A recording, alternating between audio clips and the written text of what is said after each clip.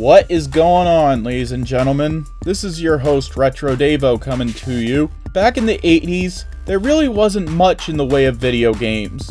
There was no Xbox, there was no PlayStation. Those didn't come around until much later. Instead, you had such things as Atari, or ColecoVision, and the Intellivision. And as I just said, Intellivision was kind of the underdog of the gaming world at the time. It had better graphics than Atari, but Atari sold more and had more games. So Intellivision kinda just slowly faded away. But now, Intellivision is back.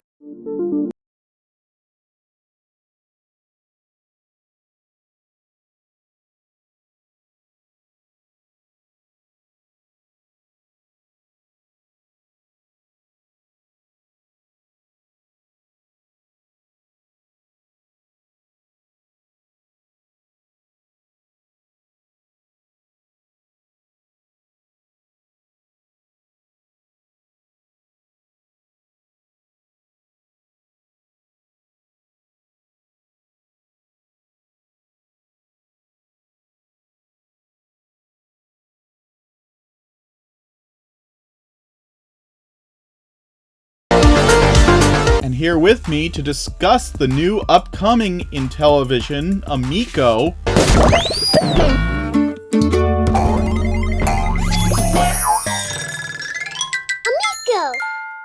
is none other than the CEO of Intellivision, Tommy Tallarico. Yo, hello everybody. My name's Tommy Tallarico. I've been in the video game industry for over 30 years and am now the CEO of Intellivision. Tommy, thanks for being here. I have some questions for you, Tommy. So to start off with so many options out there and with the classics like PlayStation, Xbox, Nintendo, why should someone choose Intellivision? Well, it depends what you're into. The thing that Intellivision offers, and the new system's called Amico. So the thing that Intellivision Amico offers that the other consoles don't is that we really focus 100% on family entertainment, couch co-op, bringing people together no matter what level of gamer you are, from hardcores to completely people who hate video games, kind of bringing those everyone together.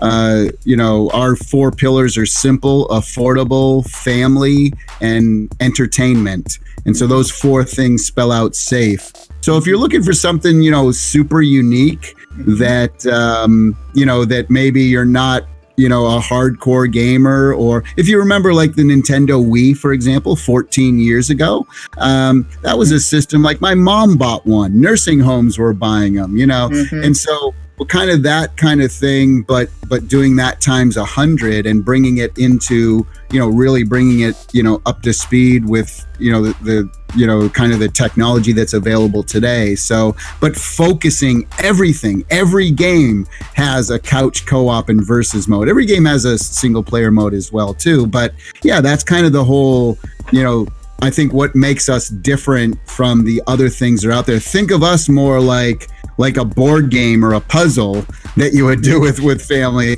as opposed to like a PlayStation 5 or an Xbox or a Switch. How are we supposed to do platforming games with that controller, since Earthworm Jim is an upcoming Amico exclusive, and we know it's a platformer, just like the old Sega Genesis platformer? So how are we supposed to do platformers with that controller? Oh, platforming games on this is super easy. It's just like you would do a platform game on a Super Nintendo or a NES or a Genesis. That was really kind of the height of platform gaming. The height of platform gaming was those generations. Would you say? That's probably a fair comment. Yep. And so there's no difference between this and so for example, instead of the 8 the 8 directional D-pad. We have actually a 64 directional D-pad, and instead of like 2 buttons on the NES or 3 buttons on the Genesis, we either have shoulder buttons up here that kind of, you can see them light up as well, or we have the screen here, and you can configure buttons. You can put physical buttons right on the screen, configured. Every single game could be configured a little differently, and we actually have little physical buttons that you can attach to your screen. So if I personally, I actually like the touch screen, because it's super quick. So if you're like, kind of running and firing, just tapping the screen like this is actually quicker than if you have a tactile button that you have to push down and then release and push down and release. But again, we have stuff for everybody. So if you prefer the buttons on here, or you prefer shoulder buttons, or you prefer just tapping a screen like most people do on a mobile device, you have all of that. So the same, but even better, actually. And the great thing about this is if you're a lefty, you can turn the thing around. Now you can actually move with your right hand and fire with your left hand. So that's pretty cool as well. Now, is that the only controller, or is there another more traditional controller? It's the only controller you need. A traditional controller, you couldn't play 90% of our games with a traditional controller, and that's the whole mindset that, like, so for somebody who's like, a hardcore gamer, or even like a gamer, you don't even have to call them hardcore, but a gamer who's used to PlayStation or Xbox, you have to kind of just like, it's tough. I realize it's tough, but you kind of have to throw that whole mindset out the window. Sure. Because what we're doing in all of the games, the way they're being designed, is very, very different from traditional games that are out there. So each game is being designed specifically around this controller, which, by the way, has a color touchscreen, speaker, microphones, gyroscope, accelerometer, force feedback, wireless charging, RFID, LED buttons, lighting up the button, 64 positional disc, which also has pressure point sensitivity as well. And even the screen has sensitivity also. And so it's again, it's kind of a different mindset of, like, we're using some games, you have to look at the lights on the controller and push things on there, depending on what's happening on screen, or if you need to unlock a door, you can use colors instead of just a key or something. So yeah, everything's being designed specifically for it. And I know it's hard for people and I totally understand that it's like it's tough for people to maybe say, well, how am I going to play Call of Duty on that? And it's like, no, but you're not. That's the thing. So it's like, it's kind of like the Wii controller, right? When people first saw the Wii controller before they ever played a game, they saw the Wii controller, and they're like, are you crazy? What the hell is Nintendo thinking? Oh my God, blah, blah, blah, blah. So, I understand where folks would have some concerns, and that's totally fair. But yeah, once people get a chance to actually use it, play it, and see how it works, I think a lot of that, kind of fear will go away. But again, a hardcore gamer who loves, dual strafing on the top and dual analog sticks, and now they're putting buttons on the back of the PlayStation controller. And, I know, that's crazy. For people who like that, or maybe they just love mouse and keyboard and mouse, and that's it. Yeah, you know what? The system might not be for them, and that's okay. But I guarantee when their parents or non-gamer friends come over, and if they had one, and everybody's just, tapping here or shuffling there, or, hitting button combinations, you'll see, they'll understand that, oh my gosh, okay. Yeah, they prefer not to use a PlayStation controller because it's kind of scary for non-gamers, Yep. Are there going to be physical games, or is it digital only? No, it's physical and digital. Yeah, both. Well, that's just great to hear that there's going to be physical games, because I was worried I was going to have to ask you, how are we supposed to preserve the games after there is no more support for the Amico if it's digital only?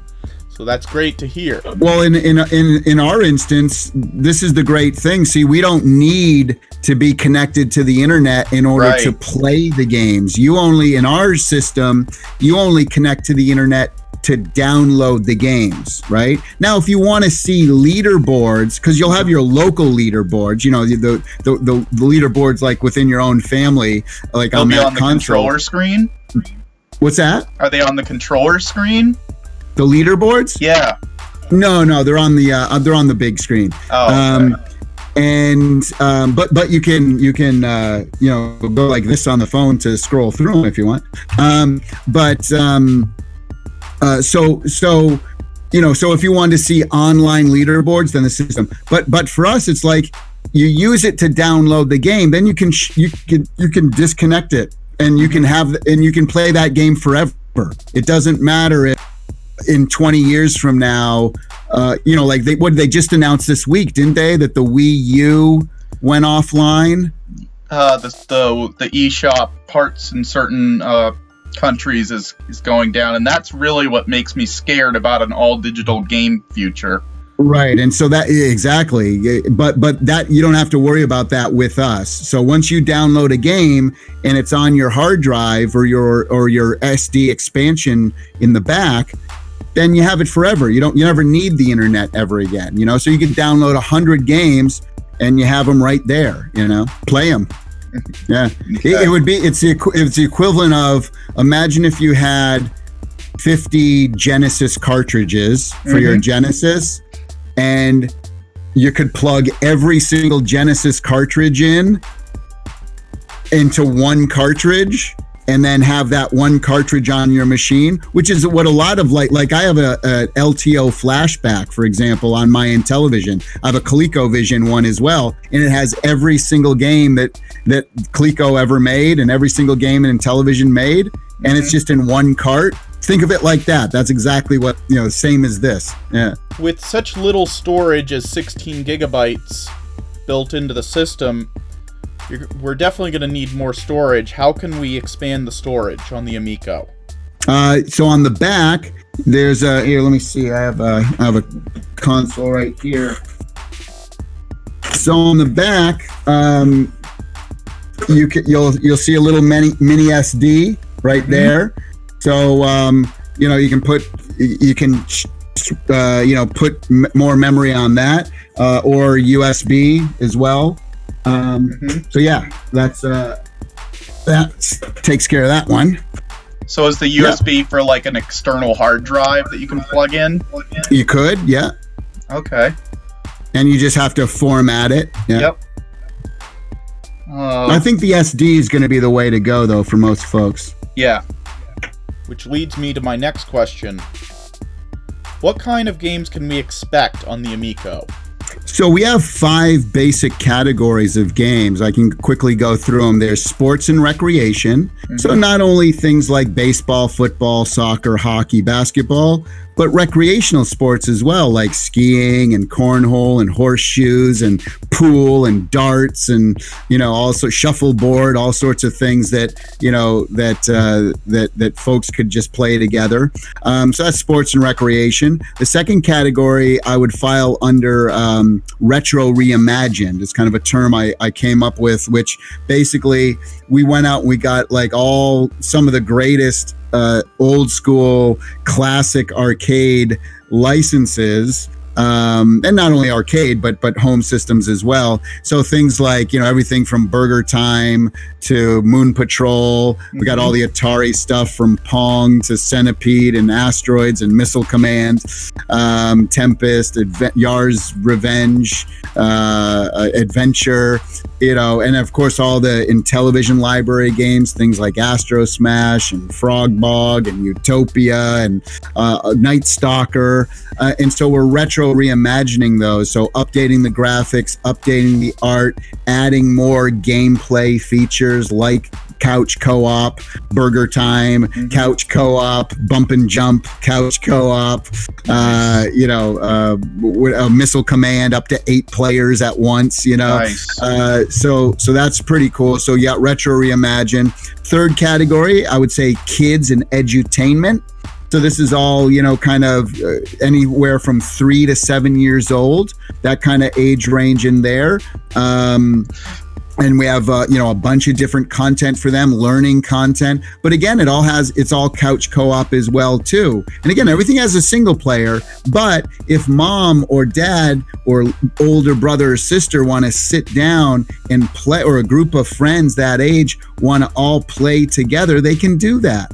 Whereas most edutainment stuff is just on mobile and it's just solitary. Here, let me give the kid a phone and they can sit in the corner for 4 hours and then wondering why you're creating zombies in the world, right? Yeah, really. And so that whole interactivity and family and together and human contact, that's kind of what we're about. Our games, you can't play them online. We don't have online multiplayer games. It's all about being together. There's other machines that can do that, right? Exactly. So that's a third category. The fourth category would be casual games, which kind of I put like board games, dice games, card games, crossword puzzle, word games, match 3, little popping get stuff like that. More kind of the stuff maybe that you would see on mobile, except without the microtransactions, without the loot boxes, without the in-app ads, without the pop-up windows, without all that crap that comes with mobile. And then the final category I call original IP. So those are basically original intellectual properties. These are brand new experiences in games that no one has ever heard of before, but really focus around our unique controller, so like party games and all sorts of like really kind of fun things that really you can't really even categorize because it's so unique. What third-party devs are making games for the Amico? Yeah, so we have studios all over the world. Some of the best developers in Germany, for example. We're working with 8 different studios just in Germany alone. And some of these indie houses, so there's like established developers and then what I would call indie developers. Indie developers are probably anyone that has maybe anyone from like 2 or 3 people up to like 5, 6, 7 people. That would be like an indie studio. They typically only work on one project at a time. And we have a number of games that we're doing with places like that, because that's where a lot of the awesome innovation comes from, is with those folks. But we're also, I'd say about maybe 60% of the games that we have are by established developer houses. Folks like Concrete Software out of Minneapolis or Minnesota that does, they have the #1 official bowling game on mobile. I think it has over 50 million downloads. Official PGA golf game. They do Rapella fishing. They do card games. They have a snowmobile game. So that's a very successful studios, doing stuff like that. Tourist Games in Australia, which is a very well-established developer. If you go on their website, you'll see all the amazing stuff they've done. Other Oceans and Digital Eclipse up in San Francisco, extremely popular games for doing a lot of the retro stuff and just super high quality. Mike Micah over there. Choice Provisions, a fantastic indie studio that does a lot of the Bit Trip Runner games. We have shows like that. So we handpick the best of the best. Yeah, we don't really need the third party publishers, right. Although we are licensing some of their properties and making games. Right. But yeah, we don't need like Activision's internal team or EA's internal team to do that. But, like an Activision, for example, a game like Pitfall or River Raid, I would like to, license those properties and then me and Activision and Intellivision and Activision would, find the proper developer to do that maybe together. Okay. But we don't need to rely on big third-party publishers like all the other consoles do. Right. We don't need to rely on them to like live or die by, the kind of content that they're putting out, which is great for us. What would you tell someone who says, "Oh, I don't need the Amico. They all look like Flash games that I can find on the internet for free. I don't need an Amico"? What would you say to that? I'd probably say that it's probably not a console for them then, and they should, they could, if they're in the hardcore games, if graphics are the most important thing to somebody, then they're probably not gonna, like our machine too much. See, for me, and I think really most people in the world, video games are about having fun. Right. It's not how many shaders are happening and how many this and that. Games are fun. So you look at the biggest selling game of all time, something like a Tetris or even Minecraft or a game like Roblox. Those aren't about graphics, right? Nope. It's blocks that are being, moved around like this. Wii Sports was in 720. Like it wasn't in 1080, it wasn't in 4K. It was, you threw the ball and you broke the Super Mario Brothers, Super Mario World. So you can go back and you can look at Super Mario World and you can say, wow, I still find this fun to play, and the graphics are pretty cool, right? So those style graphics, we have better style graphics even than then. So if, again, it's that whole thing where I think a lot of times hardcore gamers will look at our stuff and try to make a comparison to like a PlayStation 4 or a PlayStation 5 or Switch. Now, that being said, I've seen a lot of Switch games. Do you have a Switch? I do. Okay, go into like the deals section of the store on Switch, and those are so if people want to hit us for saying like, oh, you have Flash games, well, so doesn't the Nintendo Switch then, because a ton. I've seen a lot of games on the Switch that are 10 times worse than what we're doing. You get these games that sell for 1 penny or 14 cents, and it's kind of like, so what? It's okay for the Switch and not okay for us. I don't know what the point is, but and by the way, I disagree with that. I disagree with the fact that to say that, oh, our games look like Flash games. That's, did we show one or two that are stylized and maybe comic book style, which is, kind of like very flat 2D? Yeah, but so isn't Paper Mario. I guess people would say Paper Mario is a Flash game because it looks like, So it's really an unfair comment, especially since every single trailer we've shown, I can't put bigger letters in big red font that say pre-production, work in progress, incomplete gameplay, so it's like, what more do I have to do? But that's the thing though. See, people are used to the status quo. They're used to, well, no one would ever show a game before it's finished. Like, why would you want to do that? And see, that's the thing, is that we're get people excited.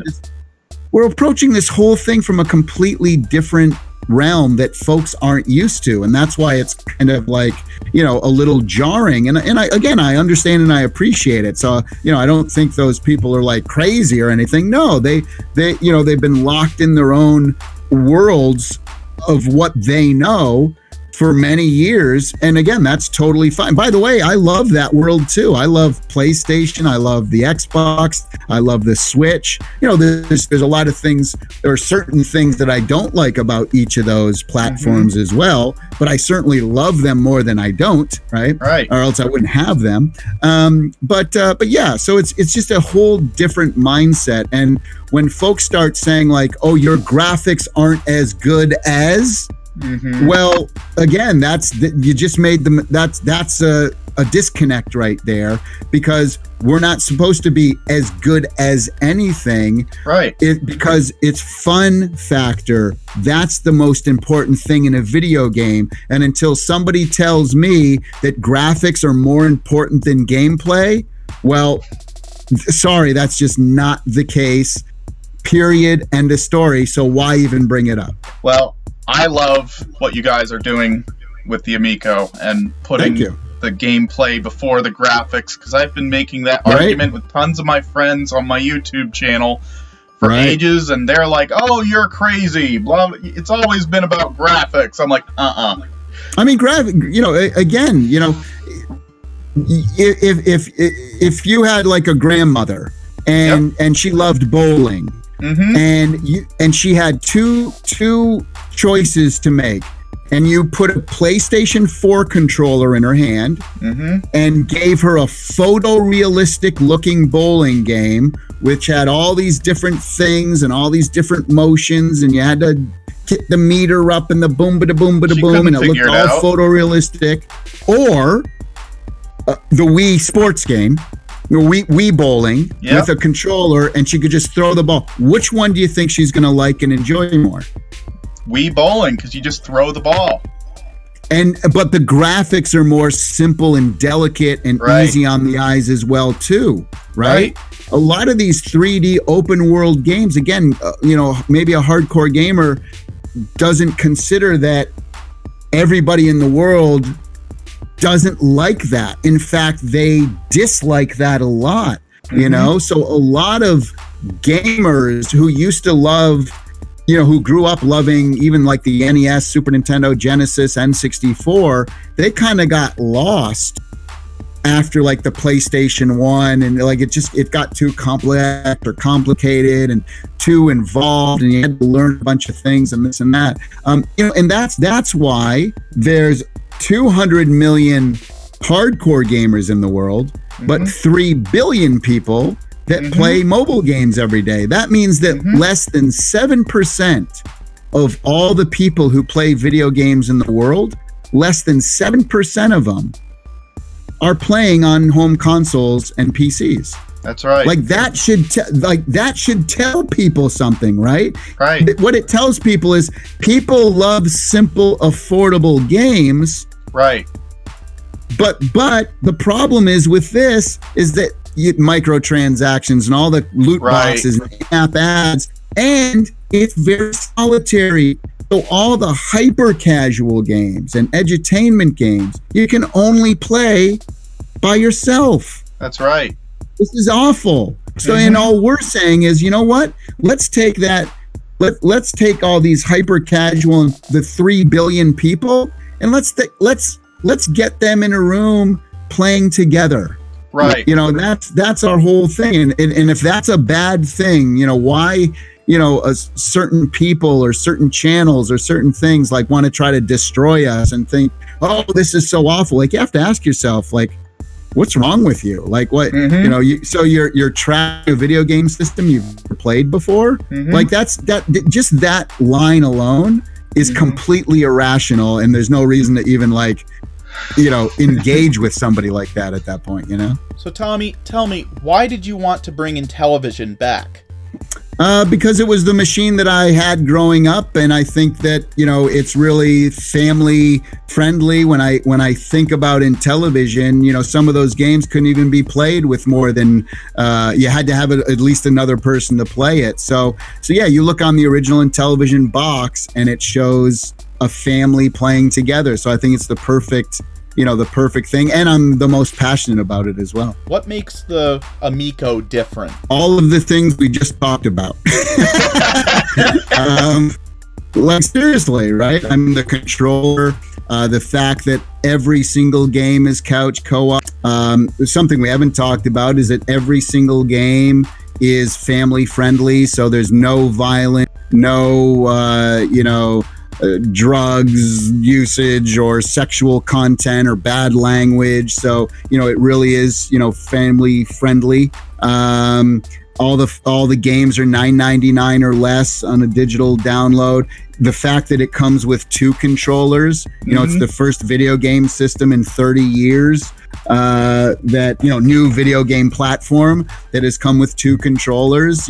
People would argue and say, well, the Switch did. No, that was 1 controller that you split into 2 little halves. That's not 2 controllers. So it comes with 2 full controllers, and downloading our app, free app, you can actually download it and connect up to 8 mobile devices to the machine as well. And it mimics, the app actually mimics our controller, which is pretty cool. So, and you can put attachments on it to make it replicate. See, the disc is spinning now. You can actually, we have attachments that go on there. So it's actually tactile buttons as well, right on your phone. So, yeah. And I would say the other thing that makes us unique is that mostly every game has what we call our Karma gaming engine, which basically means that, like, if grandpa was playing a hardcore gamer and a 5-year-old girl, that those three could kind of compete on the same level together. And that's pretty cool and unique as well, this kind of real-time interactive on-the-fly handicapping system.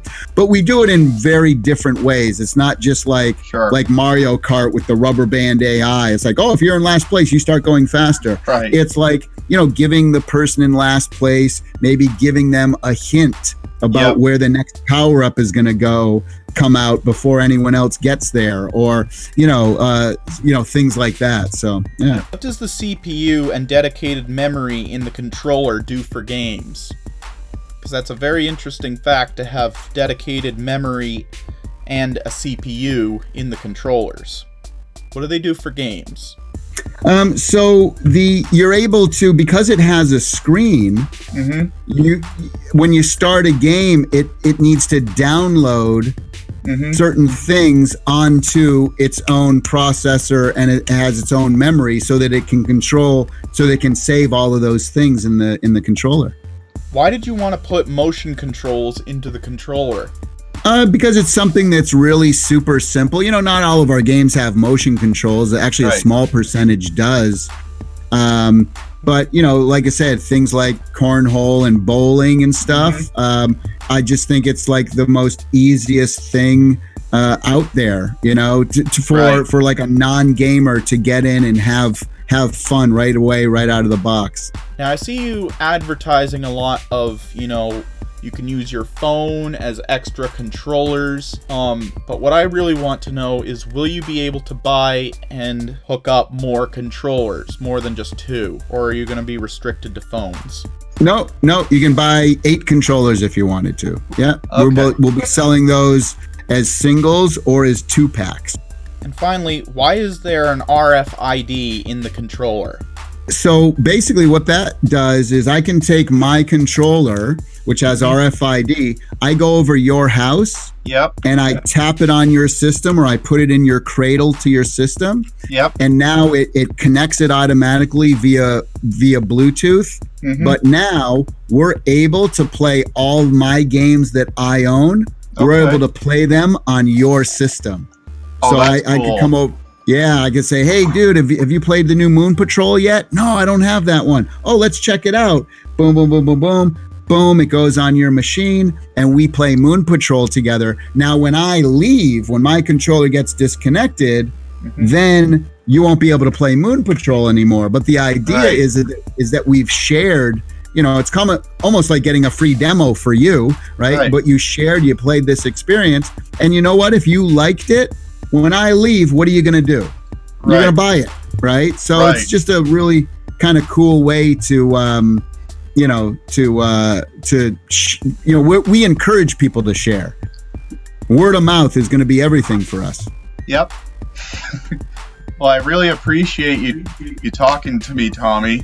Yeah, no, thanks. Great questions. I have less than 100 subscribers on YouTube, and that's okay. I'm just trying the best that I can. That's right. Cool. Thank you. Awesome, man. Thank you. Have a great one. Talk to you again. You too.